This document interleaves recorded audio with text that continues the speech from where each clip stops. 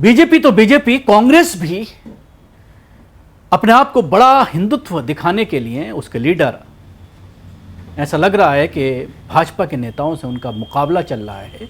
BJP शासित राज्य मध्य प्रदेश के भोपाल में एक कांग्रेस के विधायक ने कब्रिस्तान की जमीन पर जो वक्फ में बाकायदा रजिस्टर्ड है उसका भूमि पूजन किया और वहां पर गौशाला की शुरुआत कर दी।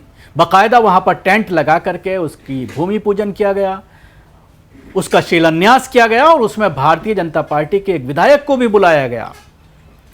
अब यह मामला काफ़ी सुर्खियों में है क्योंकि इस मामले को लेकर जमीयत उलमा हिंद ने कलेक्टर से और अधिकारियों से, पुलिस अधिकारियों से मुलाकात की है, उनको मेमोरेंडम दिया है और इस मामले में कार्रवाई की बात कही है कि कब्रिस्तान की ज़मीन पर किस तरह से गौशाला बनाई जा सकती है, इसको लेकर सवाल खड़ा किया है। लेकिन सवाल यही है कि क्या राहुल गांधी अपने इस तरह के नेताओं पर कोई बात कहेंगे, कोई ट्वीट करेंगे या फिर उनकी लगाम लगाएंगे कि आखिर कैसे एक कब्रिस्तान की ज़मीन को गौशाला में तब्दील करने की उसकी हिम्मत हुई, ये एक बड़ा सवाल है। तो मामला भोपाल के कोलार क्षेत्र का है जहां पर अकबरपुर बंजारी में एक जगह है जिसको अब विवादित बता दिया गया है क्योंकि जब भी कोई इस तरह का मामला आता है तो मीडिया एक लफ्ज़ इस्तेमाल करती है, विवादित ज़मीन, जहां कथित तौर पर कब्रिस्तान की ज़मीन पर गौशाला बनाए जाने की तैयारी की जा रही है।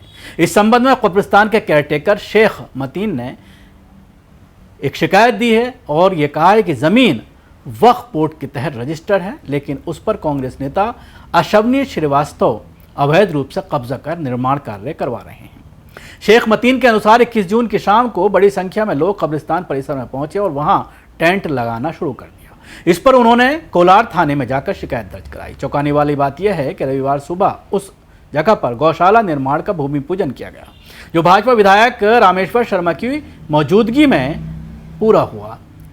ये पूरी घटनाक्रम राजनीतिक रंग लेने लगा है क्योंकि एक और तो जमीन के मालिकाना हक पर सवाल खड़े हो रहे हैं, दूसरी ओर इसमें दो प्रमुख राजनीतिक दलों के नेताओं का जुड़ाव सामने आया है। फिलहाल पुलिस और प्रशासन ने इस विवाद पर जो है कोई भी हस्तक्षेप नहीं किया है, लेकिन पुलिस पूरे मामले को देख रही है और शांति बनाए रखने की अपील की जा रही है। उन्होंने बताया है कि ज़मीन जिला खसरा नंबर 112 के अंतर्गत आती है और वक्फ बोर्ड रजिस्ट्रेशन क्रमांक 766 के अनुसार ये एक मान्यता प्राप्त कब्रिस्तान है।